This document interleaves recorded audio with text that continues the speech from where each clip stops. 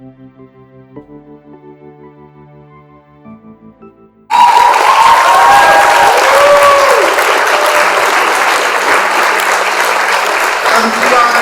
आचमन किया है और मेरा मन पवित्र हो गया।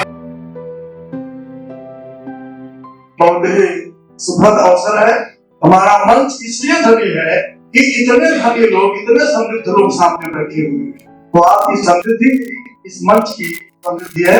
और अनुप्रिया नवीन कुमार राय से निवेदन करता हूँ और क्षितिज राज उनके सुपुत्र प्रसारी संकल्पना है, वे सुधर्मा की है और सागर की और क्षितिज की, दो युवा बच्चों ने ये कार्यक्रम आगे बढ़ाया है और इस तरह की की है।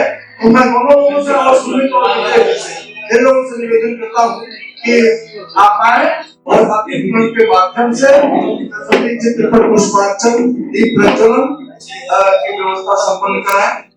और मंच के तमाम अतिथियों से निवेदन करता हूँ कि आप आकर के मां देवी सरस्वती, ज्ञान के देवी राय जी, आदरणीय देव भास्कर जी पुष्पार्चन कर लें। ज्ञान की अधिष्ठात्री देवी मां सरस्वती की अभ्यर्थना, सरस्वती के वरद पुत्रों द्वारा, सरस्वती भाषा का साक्षात विग्रह है, व्यक्ति होता है जिसके संस्पर्श के बिना ज्ञान का आलोक संभवतः न प्रस्फुटित न हो पाए।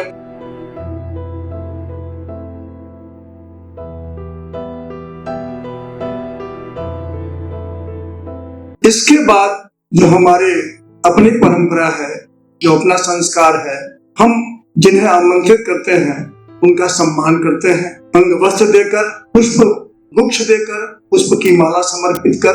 तो इसी क्रम में आदरणीय श्री त्रिलोकीनाथ राय जी, राष्ट्रीय प्रवक्ता ब्रह्मर्ष वेलफेयर एसोसिएशन,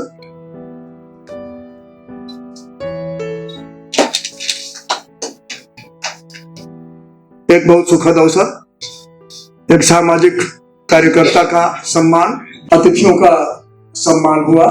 अब वो अवसर है जिसके लिए हम सभी लोग एकत्रित हुए हैं। एक ऐसा अवसर जिस दिन किसी कवि कवयित्री का पुनर्जन्म होता है और ये बहुत ही सुखद अवसर, अनुप्रिया के किताब का लोकार्पण और साक्षी बनता हुआ आज का यह समय और वरिष्ठ और श्रेष्ठ जन, एक बहुत ही सुखद और ये आचमन है।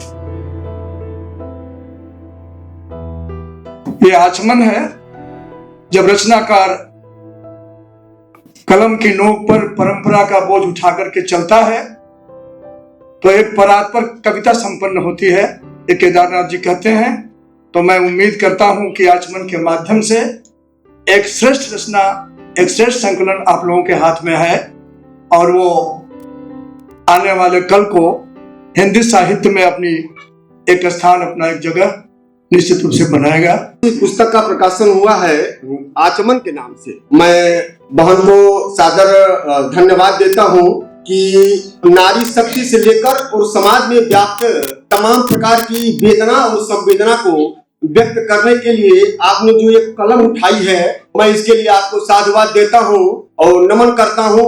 लिखती है कि तुम चंदन हो चंदन रहा करो। आचमन नाम से इन्होंने लिखा है कि तुम चंदन हो चंदन रहा करो, सबको सहज में मिला करो, मोल अपना पहचानो, अपनी जमीन खुद बचाओ।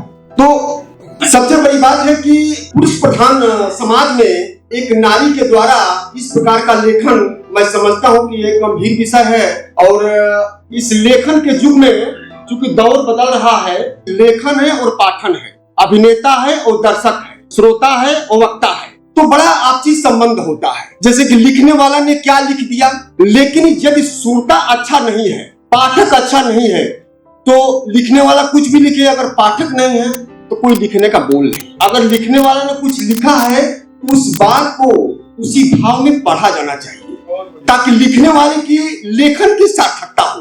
सभी को सादर प्रणाम करते हुए और धन्यवाद देते हुए मैं अपनी वाणी को विराम देता हूं और मैं ये गुजारिश करूंगा कि इस किताब को सभी लोगों के द्वारा उसी भाव में पढ़ा जाए ताकि लेखन की सार्थकता हो। धन्यवाद। बहुत बहुत धन्यवाद राय साहब। कवि मनीषी तुलसीदास आए रच डाले रामायण, कबीर मनीषी तुलसी आए रस डाली रामायण, राम कथा तो तन मन पसरी जैसे राम रसायन। राम के चरण प्रयाग जब पहुंचे हंसने लगी धरा थी, चरणों को छूकर सरिता बहने लगी त्वरा थी। हमका जाने तुलसी जाने जिसने लिखी कथा है, वाल्मीकि से पूछ के जानी जिसने सही व्यथा है। ऐसी कथा व्यथा बन आई अवध से चली सयानी, नैन सुपूरी हुए जब हम लोगों ने जानी। जब आंखों में आंसू भर जाते हैं तो राम कथा जीवन में उतर जाती है और वही मांगलिक हो जाती है। बहुत बहुत आभार, बहुत बहुत आप लोगों को प्रणाम। अनुप्रिया ने आज आचमन किया है और मेरा मन पवित्र हो गया।